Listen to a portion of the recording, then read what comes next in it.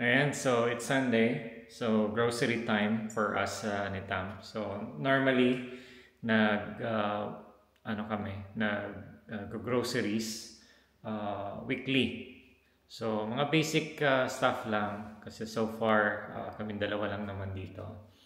So normally nag-groceries kami sa Coles supermarket for 1 week para kahit somehow maging fresh. And pupunta rin kami sa Asian store for vegetables. Yan. So, yan, try namin pakita kung how much yung weekly expense namin sa groceries. So, baka hindi lang tayo makapag-vlog sa groceries itself kasi medyo mahihain pa tayo. Ayan. See ya!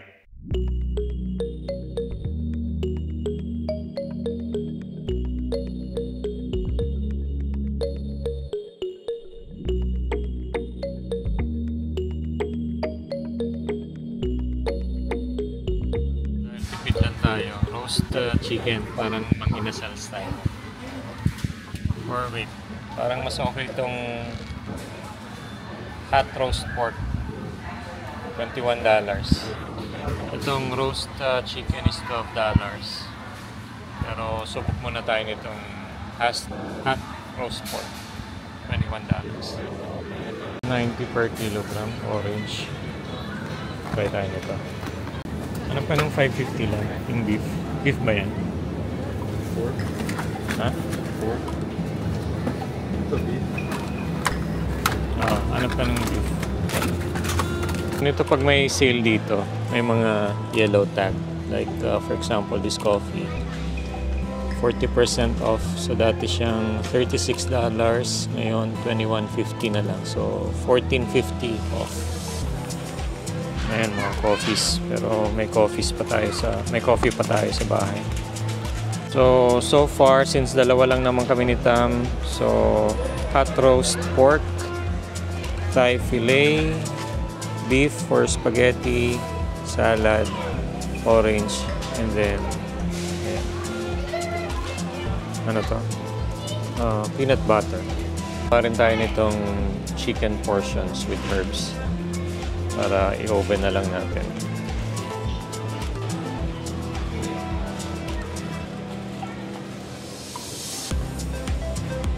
Ayan, kasama natin si Tam.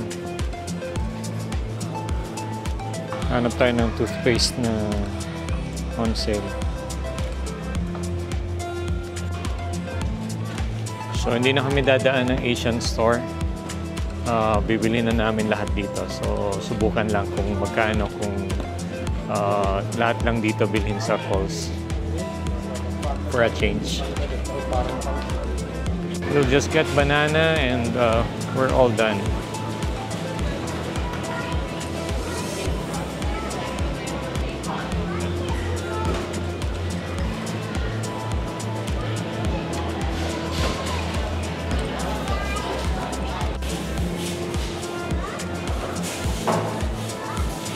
Masarap dito guys kiwi, 150 each. Ayan. Iba yung kiwi sa Philippines, mas masarap to. Ayan, we're done with groceries and dito tayo sa self-service. So I think familiar naman kayo na pag dito sa Australia may self-service option, although meron pa rin yung may cashier. Pero yan dito, kung gusto nyong mabilis, dito ka sa self-service. Okay, so si Tam muna yung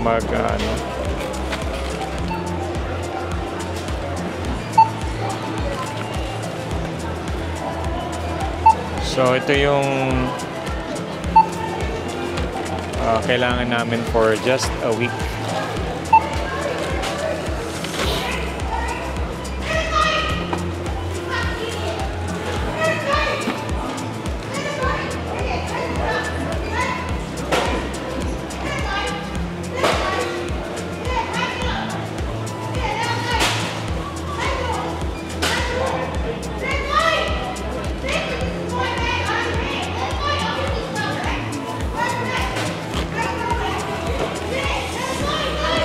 Ayan, may nagkahagulo pa.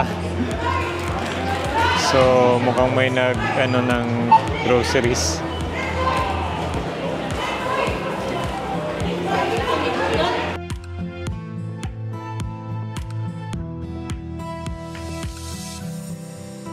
Ayan, we're done. Groceries dito sa Coles Supermarket, dito sa Westfield Carousel. But kailangan pala namin pumunta sa Asian store din kasi doon lang kami nakakabili ng tofu. And yung tofu, isa sa mga favorite ni Tam lutuin eh. Kaya kailangan nating pumunta. Pero tofu lang ang bibili namin doon sa Asian store. So ayan, tapos na tayong mag-groceries kasama si Tam. So ang groceries namin is weekly. So dalawa lang naman kami ni Tam. Super tipid lang. Kung ano lang yung basic needs, yun ang kinukuha namin. And yun, we spent $144 sa Coles. And then another about $9 sa Asian store for the tofu and yung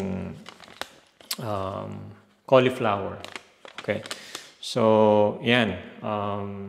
So, basic things lang. So, yan lahat yung nakuha natin. So, for 2 persons, around $154. Ayan. So, for information lang, information purposes. So, halimbawa, itong milk na full cream milk. So, actually, ito yung pinakamura. Coles branded siya. So, parang equivalent siya sa SM store products. Yan, 6.40. Apat na full cream milk. So, around 37.6 ang equivalent ng AUD to Philippine pesos. And ano pa ba yung mga nakuha natin dito? Sample is yung tuna. Yan, actually, Coles brand din lang yung binili namin. And then, yung chili, around $4. Ito.